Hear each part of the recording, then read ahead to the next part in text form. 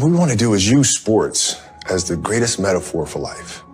And if we feel like if we can teach kids how to deal with anxiety, how to deal with pressure, how to deal with failure, how to deal with success through sport, then in turn it helps them to become better people, right? So like if you're struggling with something, if your kid's struggling with a bully at school or struggling with taking tests because the pressure is just too much, how do you practice that?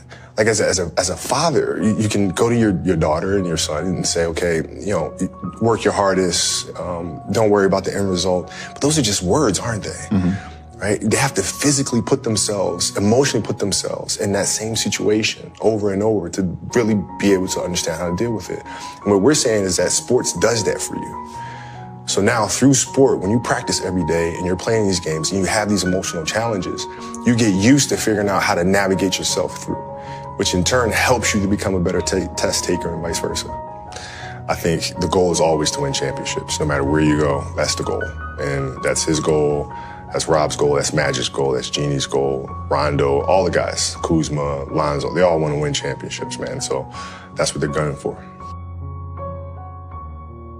Well, you don't need to win a champion. Well, you're asking me, you have to win championships. This is why we play. This is why we're here, is to win championships. And, you know, he wouldn't have came here if he didn't expect to win championships.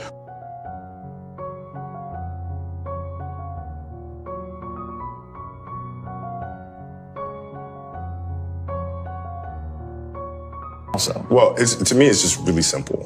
Wherever you play, the object is to win championships. That's it. End of story. End of story.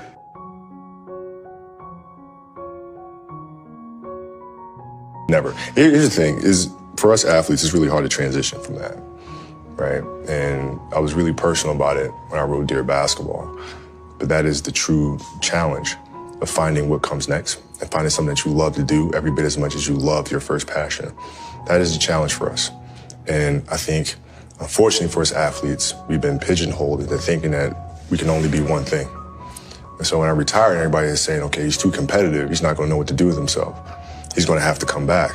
I took that as a personal challenge of them thinking I'm this one-dimensional person, that all I know is how to dribble the ball, shoot the ball, and play basketball and compete at that level. And so I took that as a personal challenge. I will never come back to the game, ever. I'm here to show people that we can do much more than that. And creating this business, winning an Oscar, winning an Emmy and an Annie, those are things that are showing other athletes that come after, no, there's more to this thing, right? So I would never, it's not even a,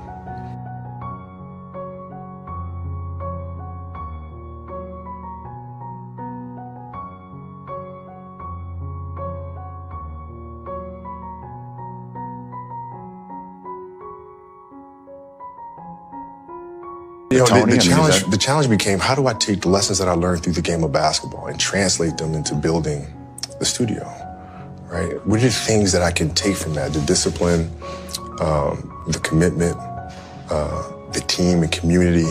How do you get the best out of each other? How do I take those lessons and move those here? That is the challenge. How do we do great work, uncompromising great work? You're not looking at the bottom line. You're focused on the product first. Right? Is this the best thing that we can possibly make, no matter what? And having that sharp focus is something that I got from the game of basketball.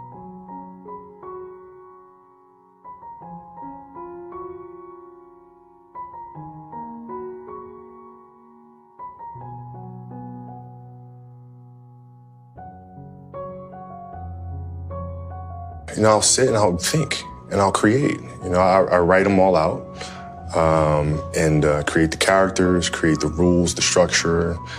And then you kind of got to go with your gut. You got to go with your gut and see, are we creating something that's been done before?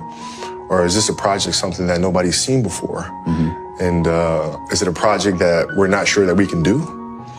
And if the answer is yes, then 9 times out of 10, we're going for that one, right? Because that means we're pushing boundaries a little bit.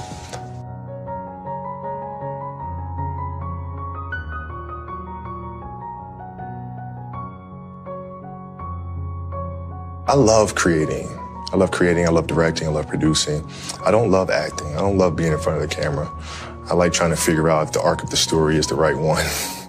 There's about a 0% chance that I come back and play. So not even like a... Nothing. 0. You're toast. you're finished. Done. As a player. That's it. Did last year at any point with you going through your first season not playing basketball? Never. Not once did you think about it? I was miserable in my life. Just like you.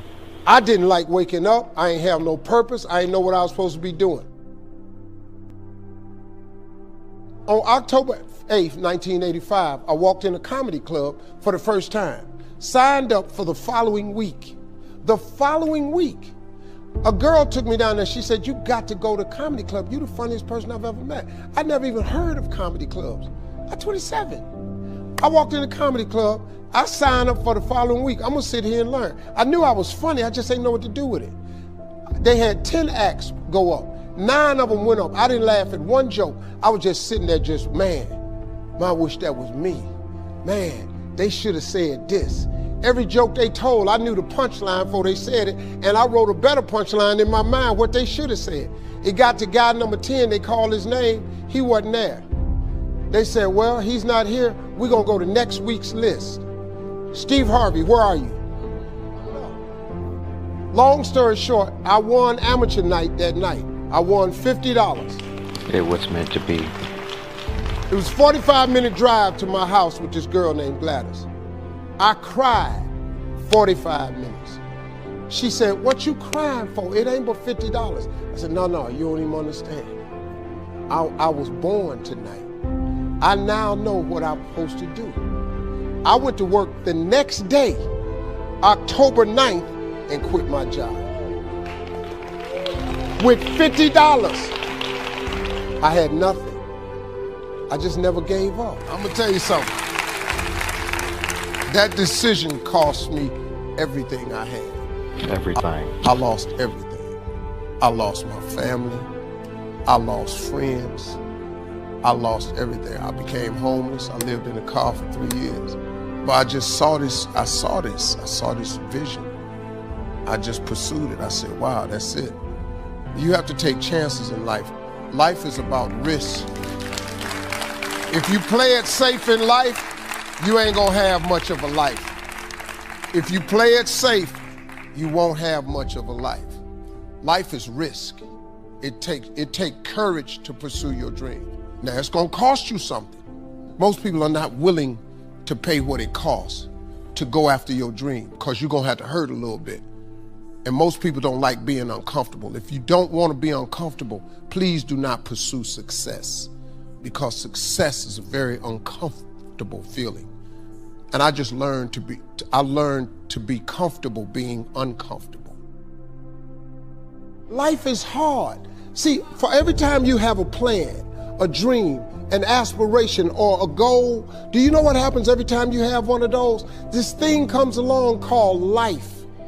It happens to everybody. Life has disappointment. It's got peaks and valleys. You're gonna lose somebody you care about one day. That's a valley. Somebody gonna close the plant you thought was gonna stay open so you could retire. That's a valley. Somebody gonna fire you for an unjust cause. That's a valley. The people that got your credit card gonna sell their company, gonna sell their business to another credit card company. Your 18% go up to 26%. You don't even know why now your minimum didn't change. Cause it's life. You can stop thinking that life fitting to be easy, cause I got news for you, it ain't. That's a false hope to think you're gonna have a wonderfully carefree life. That's unthinkable.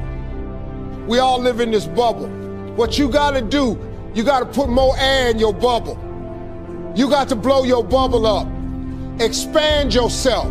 Take yourself out your comfort zone. Do not live in your bubble. Put some more air in your bubble. If you stay in your comfort zone, that's where you will fail. You will fail in your comfort zone. Success is not a comfortable procedure. It is a very uncomfortable thing to attempt. So you got to get comfortable being uncomfortable if you ever want to be successful. Start putting some pressure on. Put some pressure on yourself.